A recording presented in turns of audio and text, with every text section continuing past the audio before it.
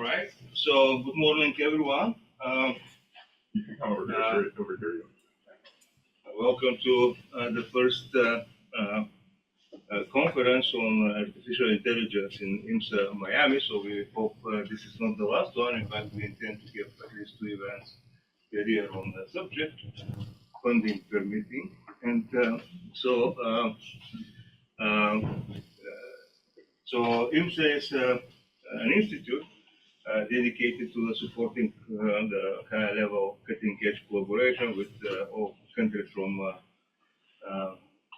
Americas, and so we have many programs to which you can apply, meaning visits, organizing events in and so on. You can find more information on the website. When it comes to application for conferences, long-term visits, and so on, the deadline is December 31st. You submit a short proposal, and that is evaluated by scientific advisory board. So now it's a great pleasure to introduce a great algebraic geometer, AI expert today. Usually I introduce Carlos to different type of conferences, either on force theory or mirror symmetry, but today he is going to enlighten us in different areas. So once again, it's a great pleasure to introduce Carlos Simpson, who is going to tell us about learning shorter proofs of counting planar graph lattice triangulations. Okay, thank you very much. So thank you very much, Lumel. Thank you very much to IMSA and to the organizers for organizing this conference, which looks like it will be really great. So I'd like to talk today about some work I've been doing. At some point, many years ago now, the director of our laboratory said, "Carlos, we need somebody to apply to be in this TRIAI consortium, grant consortium, something like that." I said, "I don't know anything about AI." He said, "Well, just apply anyway." So, that was Soren Dimitrescu. So I'd like to thank Soren for putting me into this thing. So then they put me into this program. So then I started saying, okay, let's try to learn a little bit about machine learning and AI and things like that. I mean, it sort of meshes with things I was interested in for a while. Okay, and so what we'd like to talk about today is applying some kind of AI technique to a really kind of a particular type of a proof, which tends to be very long, but is on the other hand, the proof steps are really pretty standardized in some way. So as I think you guys all know, one of the main ways that we might be able to apply AI to pure mathematics is to look for proofs. Okay. Now, why is that? Because if we have a neural network, that's basically going to be pretty stochastic. I mean, it's very stochastic, the training of it. Of course, maybe it's deterministic how it actually calculates, but the training is completely randomized. So there's no guarantee really on what happened, what the neural network is exactly going to produce for you. Okay. So if we want to apply this to questions in mathematics, it's probably better, therefore, to not try to apply it to questions where we're really looking for a precise answer, and that if you get it wrong, it's not good. Okay. So, but we could say, roughly speaking, that if we're just kind of looking around for some kind of answer, and we're able to verify independently whether that answer is good or not, then that might be good. And, if we just have a random thing that tells us this might be the answer, then we say, okay, maybe it's good, maybe it is, maybe it isn't, and check. Okay. And so a mathematical proof, it really fits that quite well, because if we have something to prove, then we like to look for the proof. And if we find the proof, we're done, and we can go on to the next lemma and so on. So we don't really care necessarily, that may be not always true, but roughly speaking, we don't necessarily care what the proof actually is. Once we've proved our lemma, we're happy it's true and we can go on with things. In particular, if we have a machine that might find one proof one time and different proofs another time, and might sometimes fail to find the proof, that's still going to be useful, because then we can just run it and see if we get a proof, and if we do, then we're happy. That's kind of the basic reason why finding proofs is a good way of applying AI. Now, the possibility of applying AI to find proofs, I think probably everybody is pretty much in agreement that when AlphaGo came out, then we sort of woke up and said, wait a minute, if the machine can do a good job of playing Go, it should definitely be able to do a good job of finding at least some kind of simple types of proofs. Okay, now the general problem of proof search, it's a big subject really. So like one of the main places where this currently is used is in what's called the hammer tactic for the Isabelle prover. I think that they developed similar things for Mizar. They're definitely working on this for Lean. For Coq, maybe a little bit less, but also people working on that. And then there's also a big subject which is first order provers. So I put Vampire here because I had a thesis student who finished last year who wrote his thesis about trying to apply AI to finding proofs in Vampire. But there's a whole gigantic list of first order theorem provers, and they have contests every year to see which prover proves stuff better and so on. And I looked at the problems that they're trying to prove. They're really not easy to prove by hand at all. I mean, the easy ones, of course, are easy, but the hard problems in the TP, the thousands of problems for theorem provers library, if you just look at a problem, you can't figure out how to prove it. Okay, so nonetheless, I would just say that, at least from my own viewpoint, this is difficult for an individual programmer. You know, these things have large groups of people working on them and so on.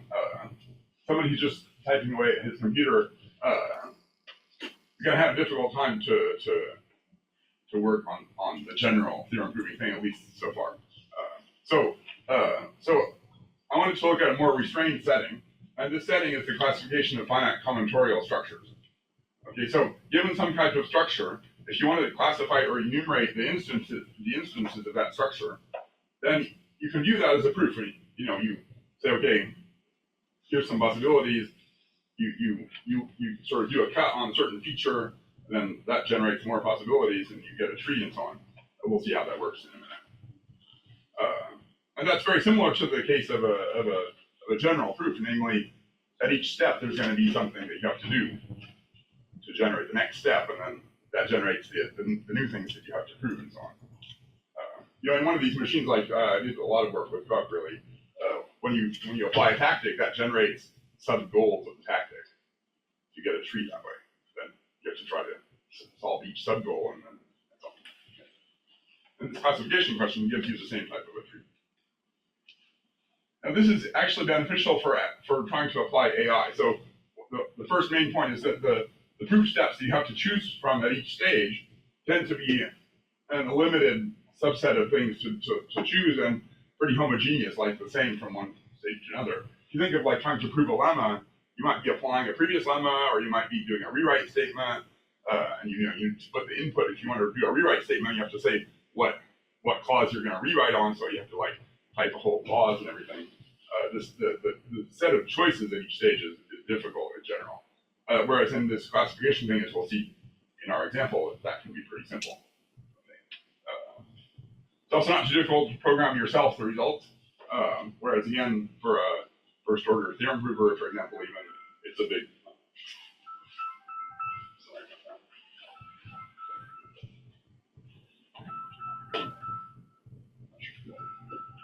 Sorry about that. Yeah, so I mean, writing your own first order theorem prover might be a good fun thing to do, but it could take several years. And you know, you really need to master the full programming chain of this stuff if you want to start writing neural networks to train on these things. Because if you start, I mean, well, I guess you could, if you have to be pretty good. That one my student was pretty good. You have to be pretty good if you want to start interfacing between different computer programs. But so in this classification question, as we'll see, it's not too, you can do it yourself in like 2 days or something like that to program how you get the results of each step. Then also the other really main utility of this is that you get large quantities of data that are kind of auto-generated by the machine. So you don't need to go around hunting on the web for data sets to train the machine. generate your own data. So based on this kind of philosophy, I did a lot of work on classification proofs for finite semigroups, and you can find that there's a proof map on the web about that. So then I was explaining to Elizabeth Gasparian, some of you may know her. We do. Sorry? We do know. Yeah. Okay, so she was visiting a niece, and I was explaining how this was working for the classification proof of finite semigroups. And kind of surprisingly, she immediately, I mean, it didn't take more than like a second or something, she said, oh, why don't you use that for triangulations, which I had never thought of before. And so for some reason, which I still don't understand, for some reason she's interested in listing triangulations of planar lattice polygon.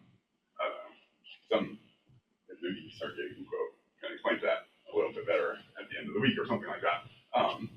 I don't understand the math physics, the precise thing we want to actually calculate, but anyway, supposedly we're interested, you can sort of see roughly speaking, because a triangulation of let's say maybe convex polygon is going to tell you about resolutions of singularities of the corresponding toric variety. Okay, anyway, but this is definitely a very interesting question from the AI for proving the theorem, for proving viewpoint.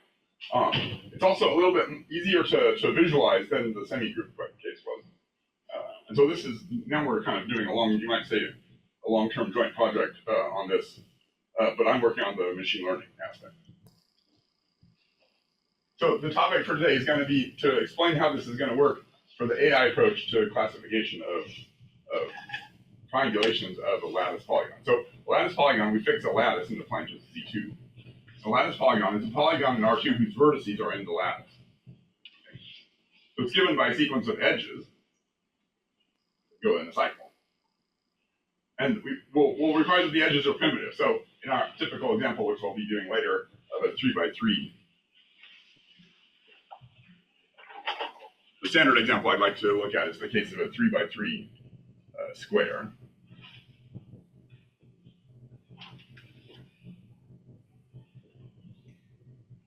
Square, anyway. There's 12 edges here. So we don't consider that as an edge, we consider that as 3 edges. Make it primitive. Okay. In practice, we'll fit that into some grid square. Let's say I usually use 6x6. You might say, why not bigger? But so one thing, to make the programming go fast, I'm using lookup tables to generate information, to remember information. In particular, one of the main informations you need to know is which of the edges cross each other, right? So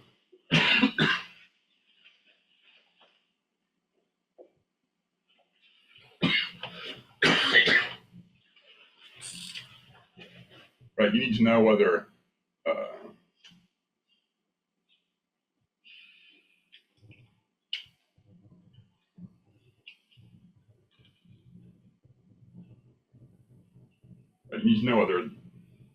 those edges cross, like let's say these edges,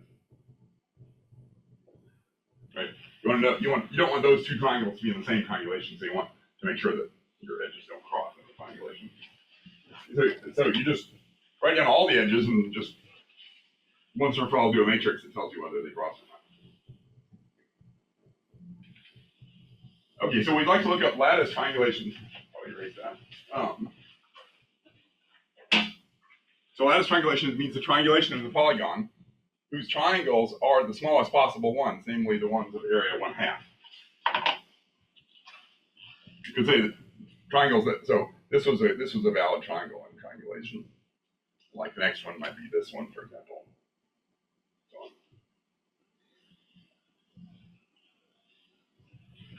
I'm kind of hinting about what the algorithm is here.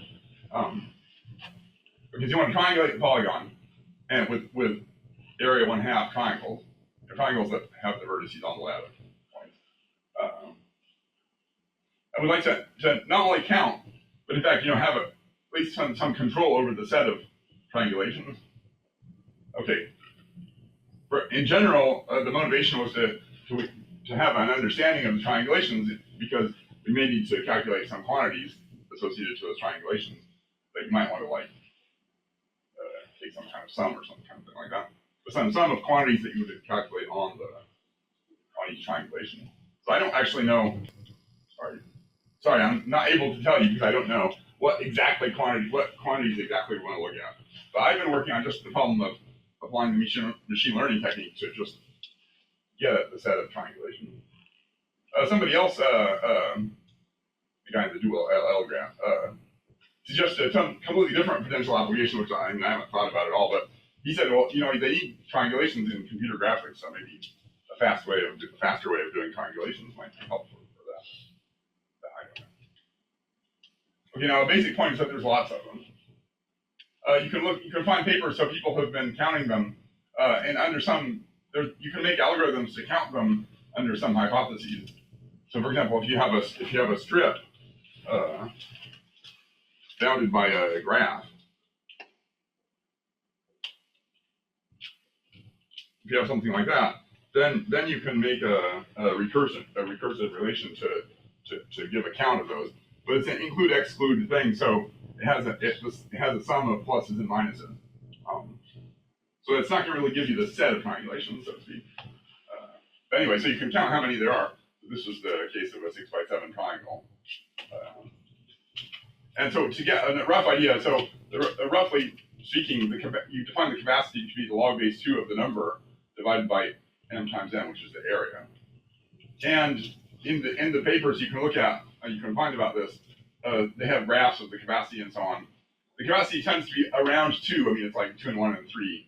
It's really between 1 and 2.1 or something like that. I mean, like say between 1.5 and 2.1 or something, around 2. So if this was equal to 2, then if we multiply mn, that's the area, times 2, then that's the log base 2. So the fmn is 2 to the power 2 times the area, which is say 4 to the power area. Okay? That's for a square. Okay?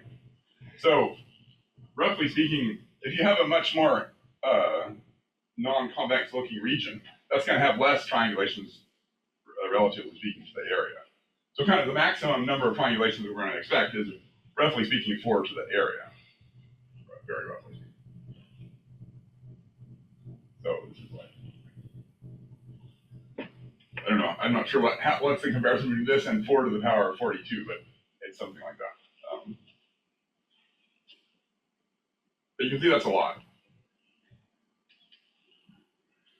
And so what we're gonna focus on is, there's an algorithm that was proposed by Ray and Seidel, that's not Paul Seidel, another Seidel, in 2004. This is actually a useful algorithm for our viewpoint because it's kind of simple to understand. It should be said that since then there have been other much more powerful algorithms, which maybe are variants on that possibly. But we're just going to use this algorithm. So this algorithm is really what I showed here. Okay. So their algorithm is you start with a polygon. Okay. Sorry. So we start with our polygon. So let's take this square. We choose an edge, so it shows this edge. Okay. Then we look at all the possible triangles at that edge. Okay. So the triangles at that edge, we can draw them here.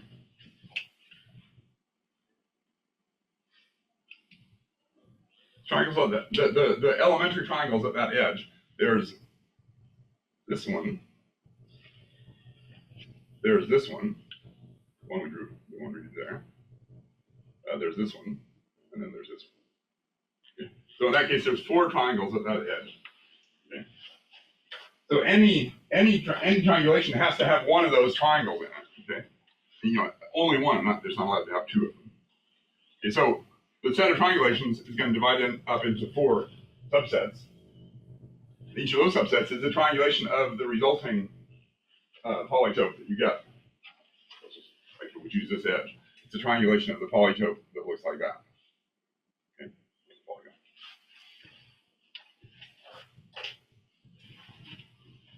So the algorithm is choose an edge, look at all the primitive triangles containing E as an edge. For each one of these, you generate a new polygon, as we'll see in a minute, that can also be a pair of polygons.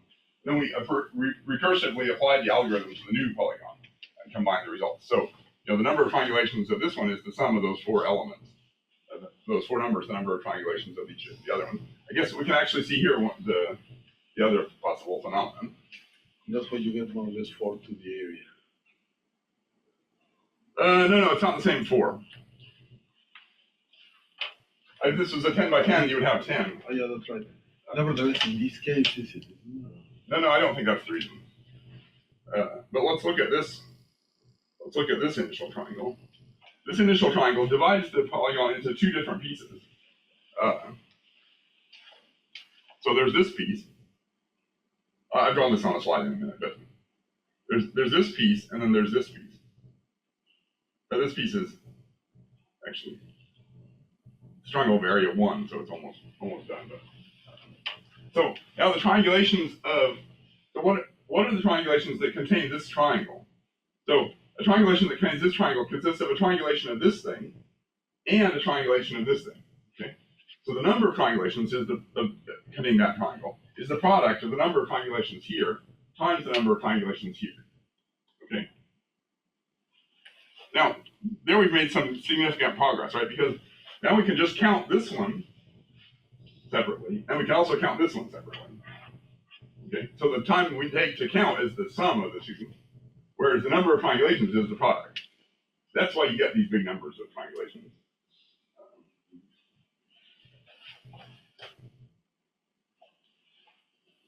So this is what's called divide and conquer. So it's an example of what's called dynamic programming.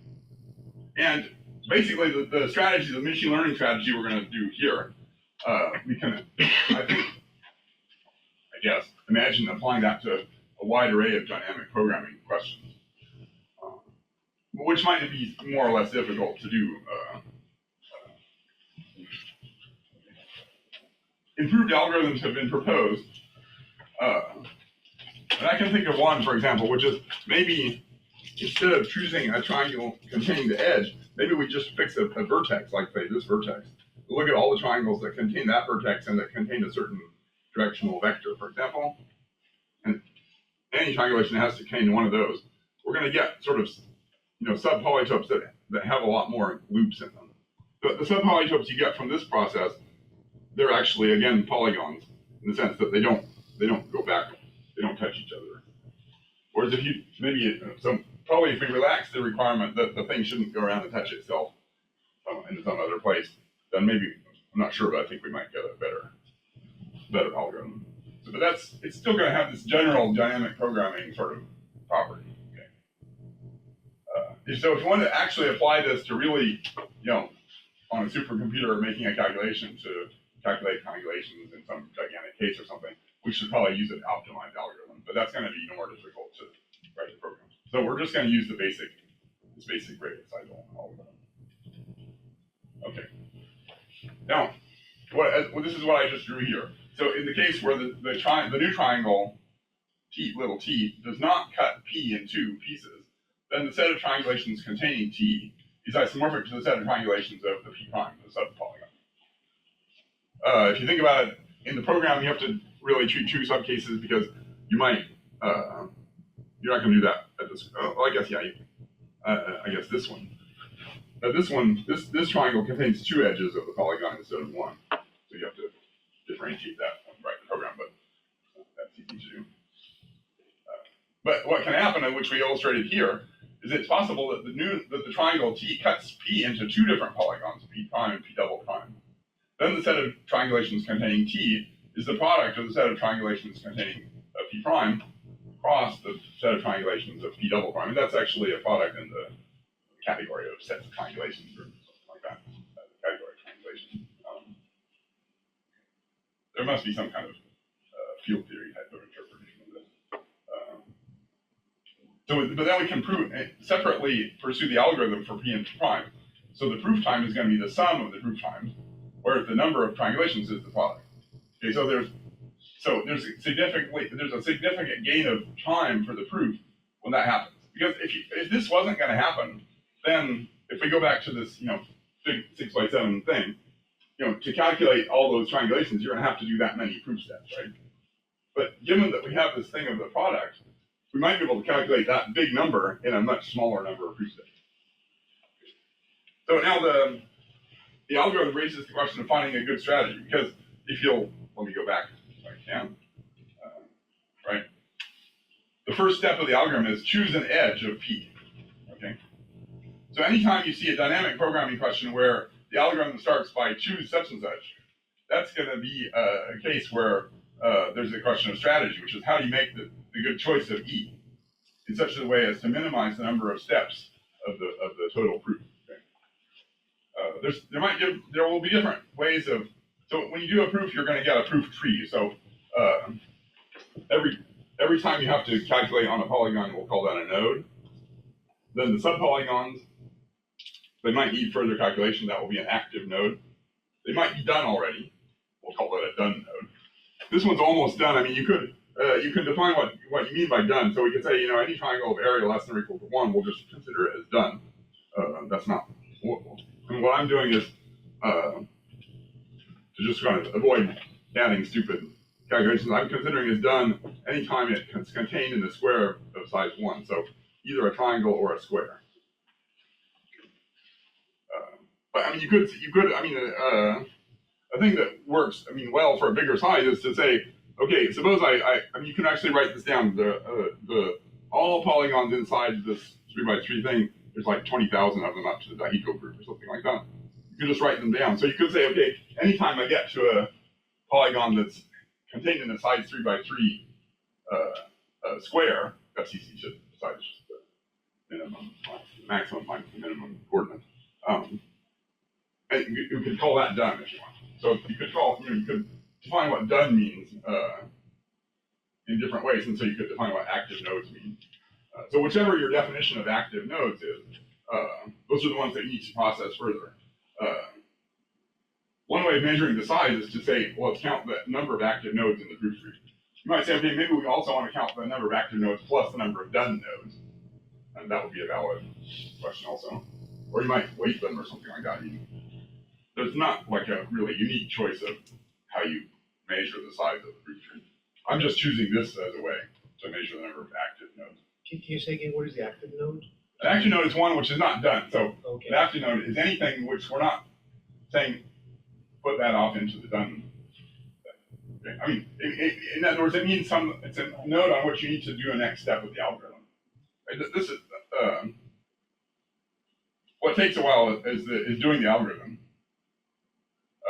Right. What takes a long time is really this step: generate a new polygon or pair of polygons for the edge. You have to do some calculations to do that. So that's the thing which takes a little bit of time. Okay. This one you can just make a lookup table essentially. Basically, yeah. Combine your lookup table of triangles containing that edge with your table of things that cross and measure with P, and you're done. But this thing, generating the new polygon, that, I mean, at least for me, that took some time. Some time.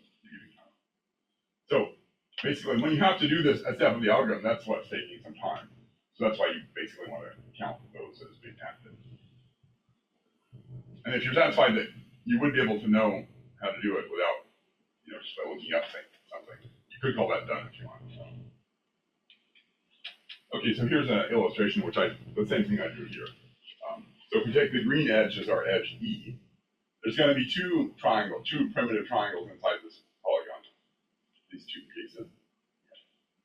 If we cut on this, if we look at this triangle, that generates a new polygon, which is the same as the old one, but I just cut and pasted this picture down to here, and then drew in the blue lines here, removed the red, and so on. You get this guy. Here, we put in two new blue lines from here to here and here to here. But that cuts into two different polygons. So there's this one and then there's this one. Okay. So from this polygon to start with, that if we make this green choice of edge, that's going to now generate 3 new active nodes. And we know that when we're combining later to calculate the number of triangulations, it's the number of triangulations of this plus the product of the number of triangulations of this times the number of triangulations of this. But at some point, for measuring the proof, you don't really care. You just say, okay, now I have 3 new things to choose. Okay, so now here's the question of strategy. So I'm illustrating this. I did some, you can do some calculations if the case is not really that big. So this was able to be done, the case of this 6x3 triangle. You could calculate the minimal number of proof steps needed for each possible proof stage. So I did that. and these are written down here. So this is the number of proof steps that you need after doing that cut, if you cut on this edge, for example. So if you choose this edge, then the proof, the total length of the proof is going to be 1359 because it's 1358 nodes under this edge, plus the one for this active node itself. Okay. These are the different possibilities. This is a different thing. This is not machine learning. This is just calculate all the possibilities. Okay. For anything bigger than that, it's not going to be possible. But, okay, So put it in a different way, I can imagine all the triangulations, and then to get at some of them, I would prefer to choose at the beginning edges that separate. So that is more products rather than. Yeah. There's other things you can do.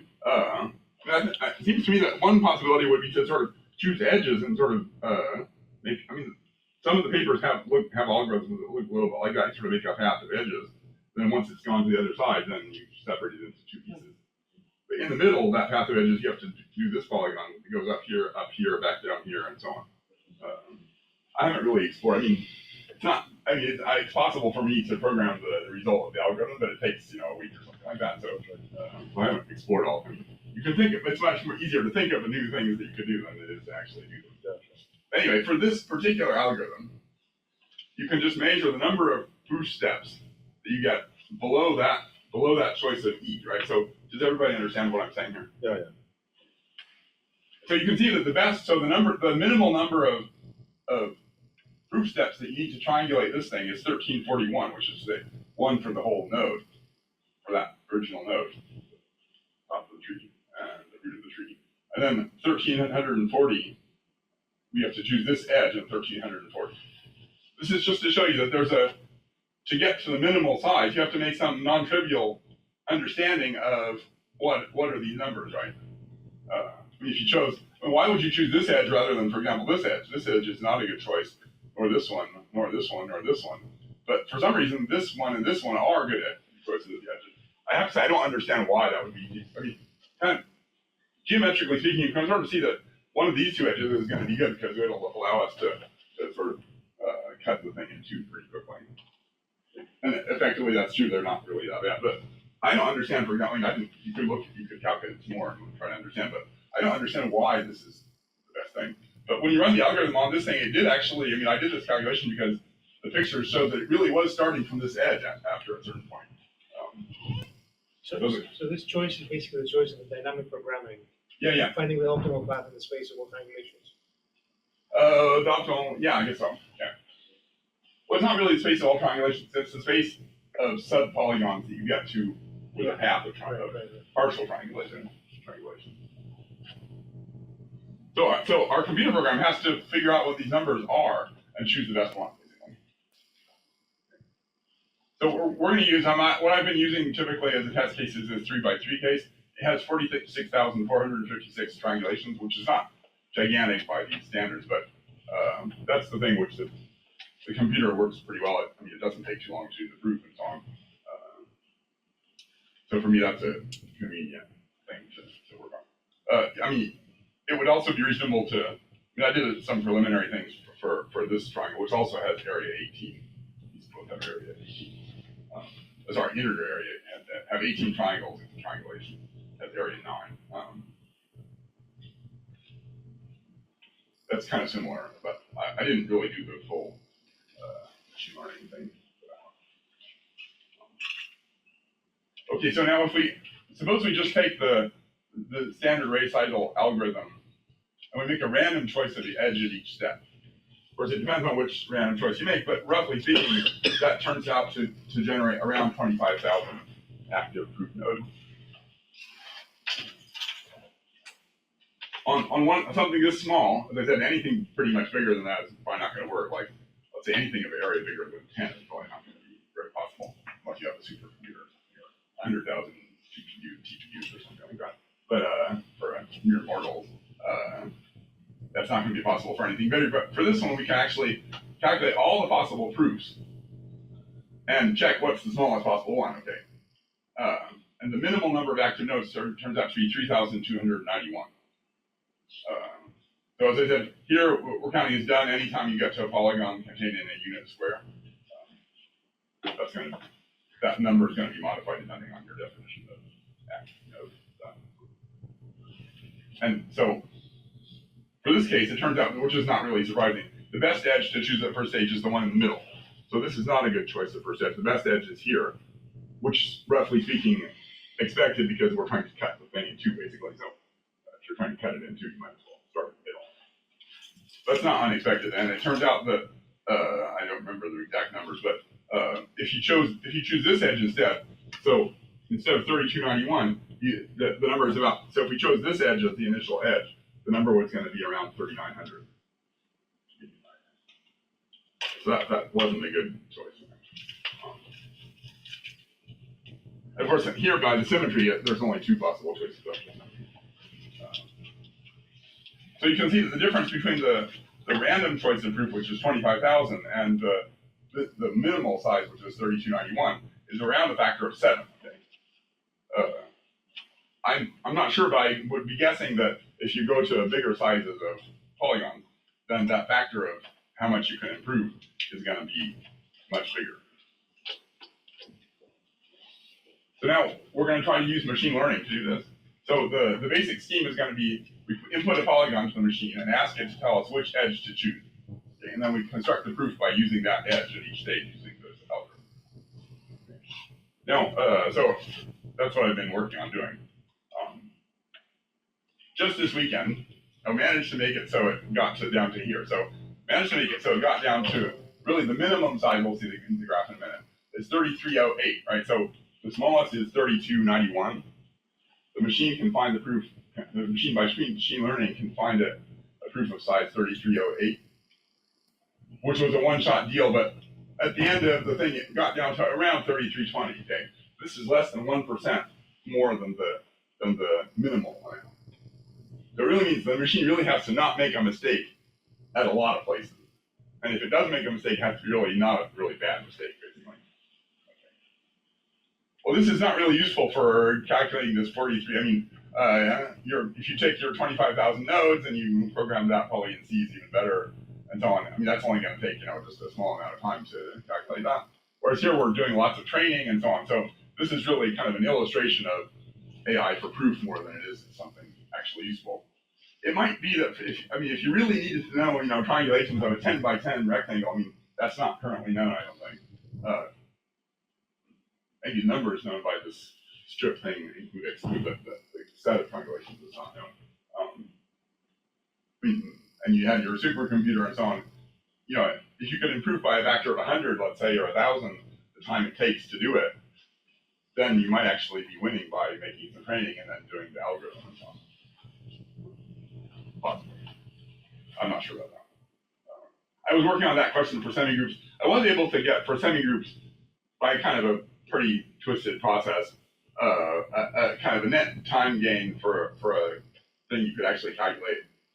The total training, the total full-time training and plus everything, which doesn't count the time you take, the months you spent doing it, but the total machine time for using machine learning was less than the total time without using machine learning. But it is, Is this a neural network that you are defining yourself with neural hyperparameters and you're using the data points that you have to train? Yeah. Oh, well, that's all I'll be saying. Okay, so this is the graph of what happened. These lots. So I'm sorry, I put add lots of stuff. So as we'll see, the blue and the green losses, those are for the value networks, and the purple and red and the yellow and orange ones are for the policy network, which we'll see in a minute. These dots, these purple dots, that's the number of steps. I didn't actually start at the very beginning here. I started by pre-training on some sort of a bigger collection of polygons, of initial polygons, to get it going a little bit. Then, so it started at 20,000 rather than about 25,000. What actually happens, which I didn't want to show, but when you start this off, it actually gets worse before it gets better, which is, I think, interesting from a teaching viewpoint. These machine learning, I mean, you can see that here. These machine learning things, they often get worse before they get better. So I think everybody should be bearing that in mind with the calculus students, right? That their learning is not going to be a monotone thing where they learn more and more and more, or like kids or whatever. I mean, it's going to get worse, and then it's going to get better later. Okay. Anyway, this is getting down to, after 50 runs, which is like, let's say 6,000 gradient descent steps, it's getting down to like 3,500, 3,600, 3,477, and so on. That's a good point. Then the subsequent training. So sorry about the graph here. So I was like changing the learning rate a little bit. Here I put it too low, so it wasn't really learning anything, so it wasn't doing anything. Maybe it was doing something, but wasn't getting better in any case. Then I put it back up a little bit. I think a little less than the previous slide. That's what you're saying, fiddling with hyperparameters. So but anyway, this is the next part of the segment of the training. And so we can see here, this is the case where we got down to 3308 here. That was this thing. And generally, around 3320 and 3316 so, at the end of the training. I mean, at this point in the training, yeah, sometimes, you train, you say, oh, let's do a little more, and then it like gets really bad or something like that for some reason. Can you say again how you get the training data? I guess I don't have a big slide about that, but yeah, I'll say that and then I'll discuss that. But you generate your own training data. Right. That's an important question, which for me is just fiddling with it, trying to come up with a good way of doing it. It's not easy at all to get good training data for this type of problem. Because you want to train on the data that you actually see in the proof. You want to, on the one hand, train on the data that you see in the proof, but it also has to have an exploratory content to it. And also, the data includes subpolygons of all the different sizes. So you need to be careful about which depth of the, how many instances you have at each depth of the polygon. But I mean, basically, you get the training data basically by running the proof.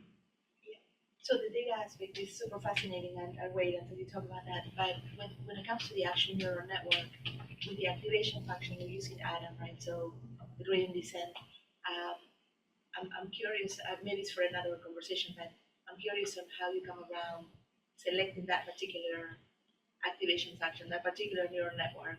Is it a convolutional neural network or not? So yeah, I'm going to talk about that a little bit. But on the question of the Adam, I mean, I just look at Lice. I type stuff into Google and look at the blog posts that people say, and everybody's going Adam. That's so I was way like, to do Adam, okay. I was originally the original thing I was doing with semigroups mostly was using stochastic gradient descent.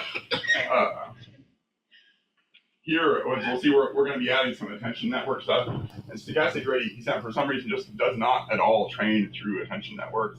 So you really need this Adam thing to get this training gradient to go through those later.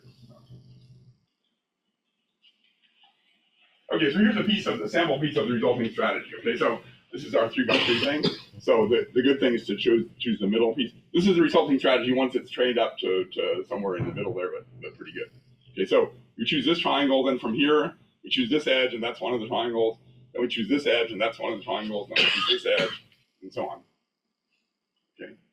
Here we've cut this into several pieces. There's this piece, there's this piece, there's this piece, and this is the piece that we're currently looking at. You can see that from the picture, that looks like a pretty reasonable strategy if you're trying to cut this into smaller pieces, okay? So that's pretty close to what the human user would use. But as we illustrated in the case of the 3-6 triangle, sometimes the machine comes up with a much better strategy than the human user would choose.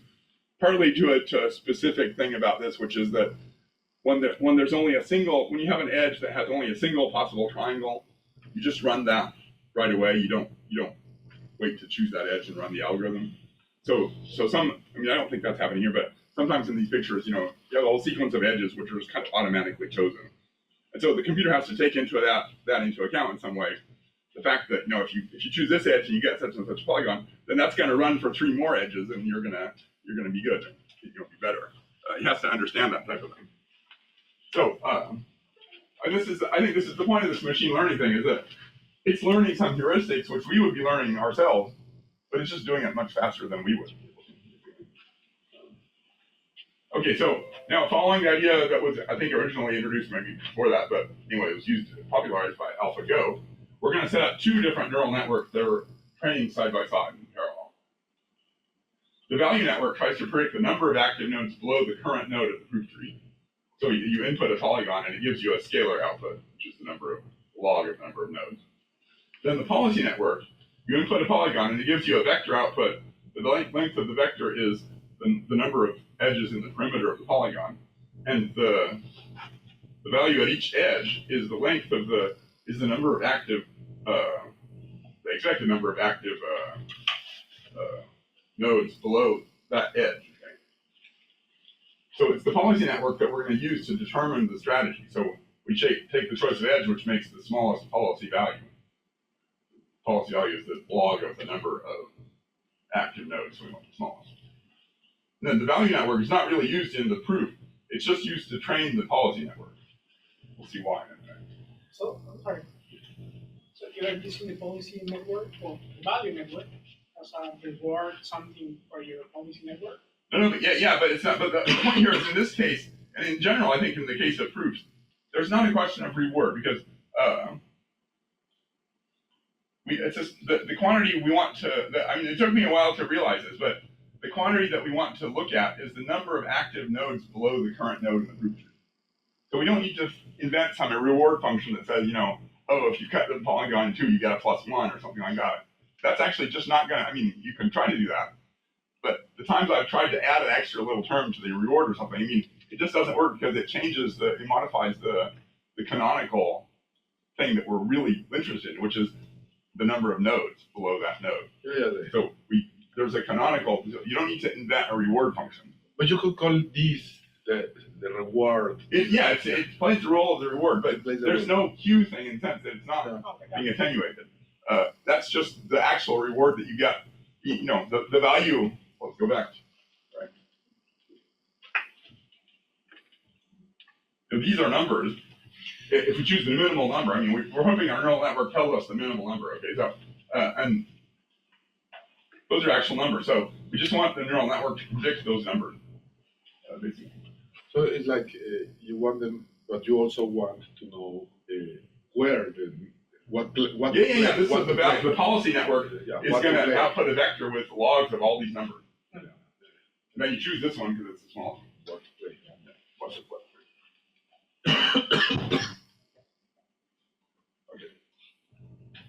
So the thing we really need is the policy network, but we use the value network to train the policy network.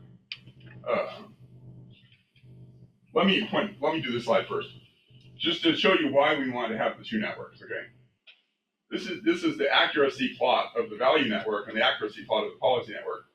It's accuracy on its own recursive thing. Okay, but still you can see that it's much more difficult to get an accurate value for the policy thing than it is to get an accurate value for the value thing. Just because this is a scalar number and this is a policy number. The machine to define the policy number. The machine has to understand that, right, we're just inputting the square plus this edge, okay? The machine has to understand that that's going to generate 4 different polygons, which are these 4 subpolygons.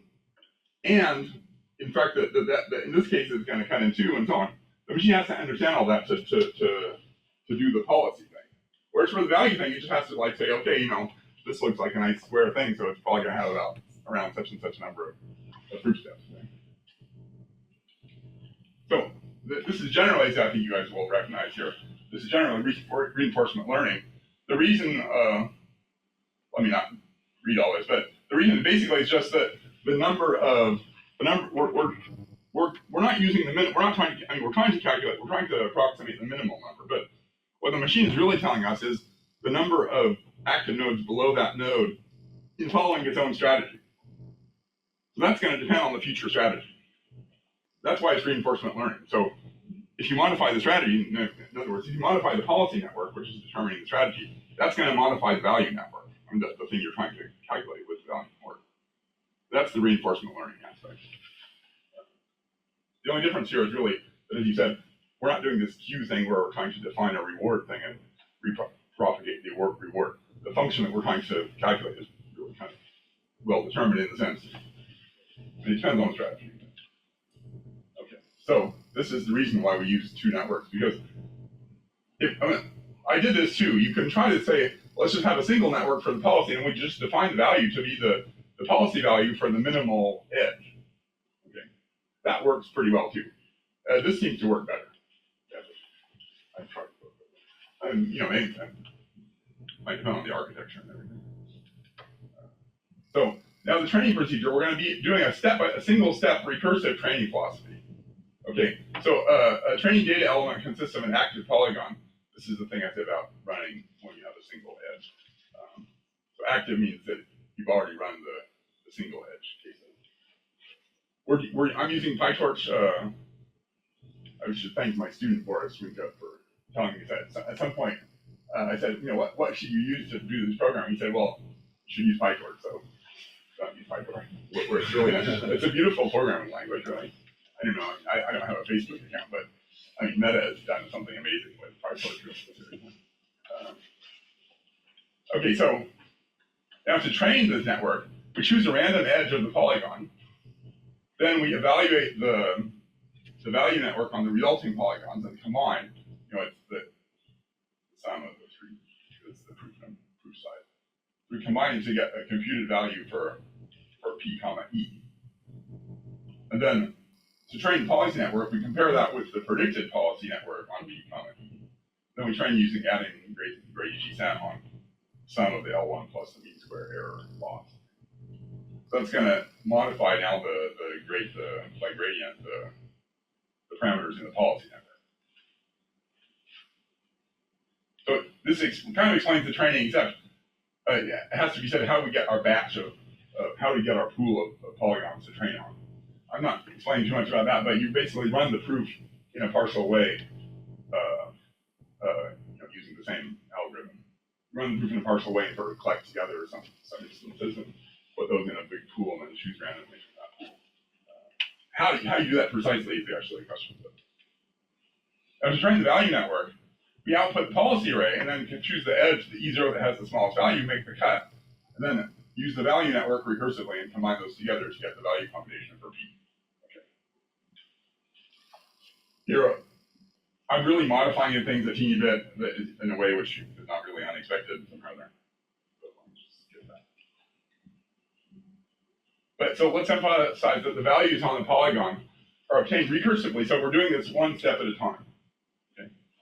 We're using the network itself to give us the answers for the sub-cut of that step. Okay?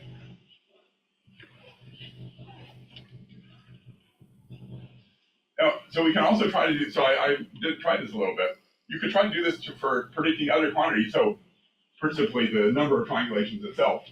But if Elizabeth comes up with some mathematical physics quantity, it just has to have the property that when you make the cut, you can calculate that contribution by knowing about what are the triangulations of the resulting polygon.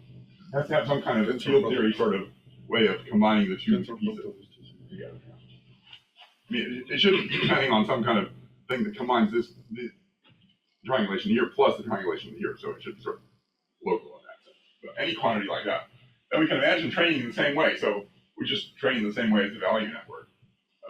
We make the cut, we choose the edge. Probably using the policy network is probably going to be better. We use the edge, we choose that edge and define the quantity and so on. And then use that to train. This is what happened when I was trying to train this to predict the number of triangulations, which, as we recall, is 46,456. Okay, the purple thing is what the network does. It doesn't really work all that well. That's what I wanted to say, one of the things I wanted to say. I mean, is that expected or unexpected? Because we're trying to recursively generate this number by, there's like, what, depth 15 or something. We're trying to recursively generate this number by concatenating together 15 steps, using the neural network at each stage to tell us what the previous answer was, and train the network on that type of thing. And it's probably not all that surprising, maybe, that it really oscillates. There's something a little strange going on nonetheless, because in all the graphs, it doesn't really like to hit the actual number. It likes to go above, and then when it goes above, it goes back below, and so on. But it really oscillates around this number. But it really doesn't like to be in this zone near this number for some reason. I don't understand why that is, whether it's a phenomenon or just a signal that's programming.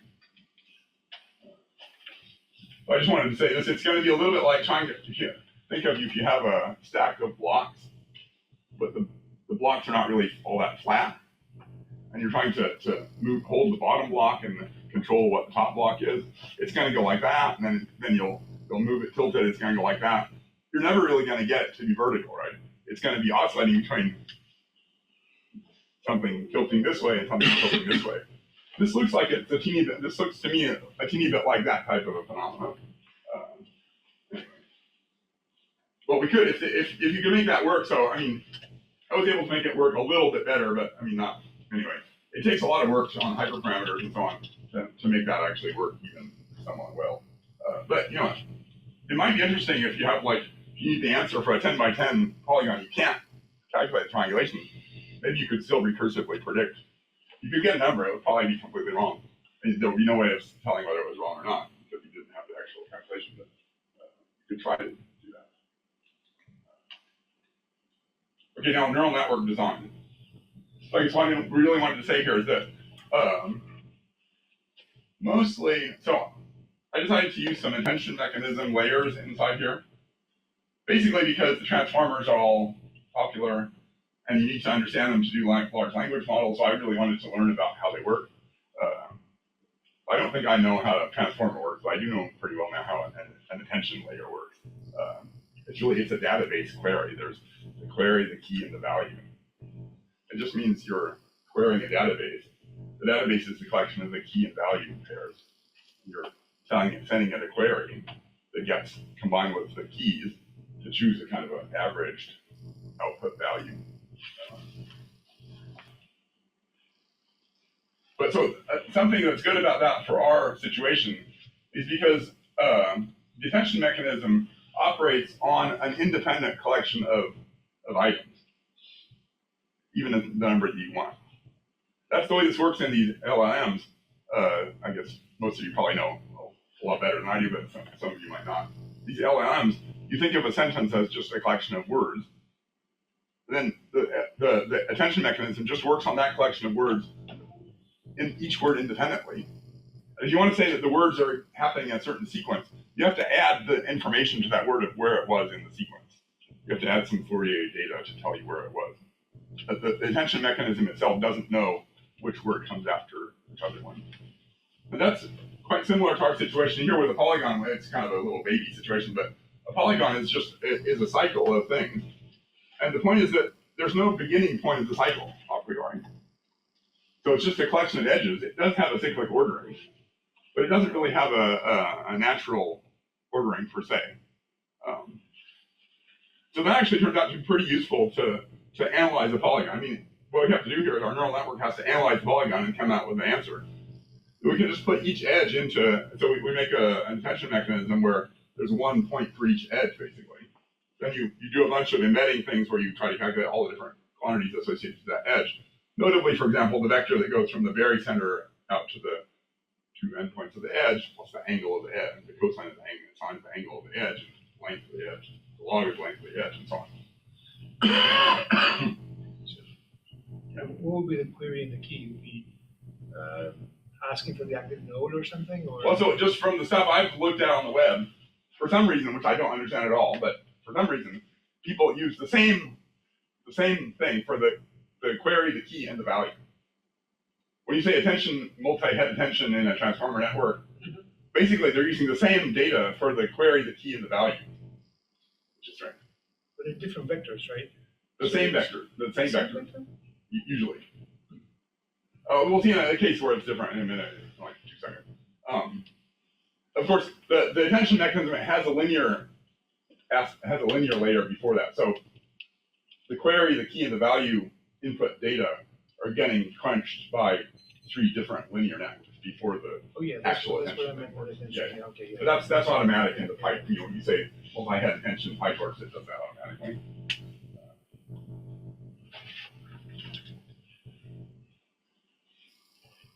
Okay, so for example, one thing happening here is that each polygon has a different perimeter.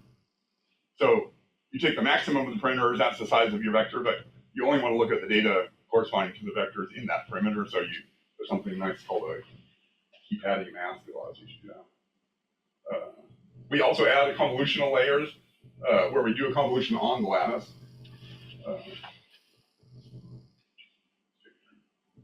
So we get this. This is the order. So we first do convolution, then we combine all that stuff into attention layers. Then we do linear feed forward layers. That's the design for the policy network. So the data just stays as a vector of data all the way through. And it's the attention mechanism that lets the different edges talk to each other. The convolution plus the attention mechanism. At the last stage here, the different edges don't talk to each other anymore. I should stop here, but anyway, to go from a vector to a scalar, you basically do the same thing, except we need an interior thing here. So in this case, we do what you said on more, which is we use a different input data for the query than we use for the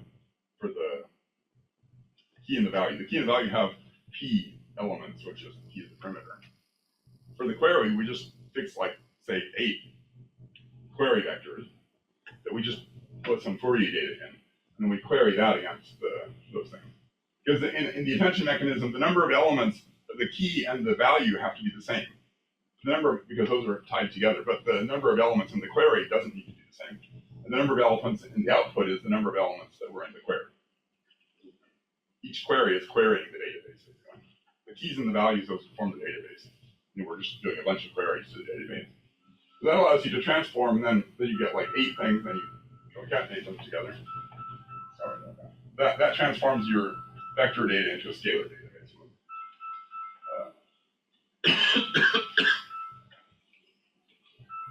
Anyway, here's the key. All right.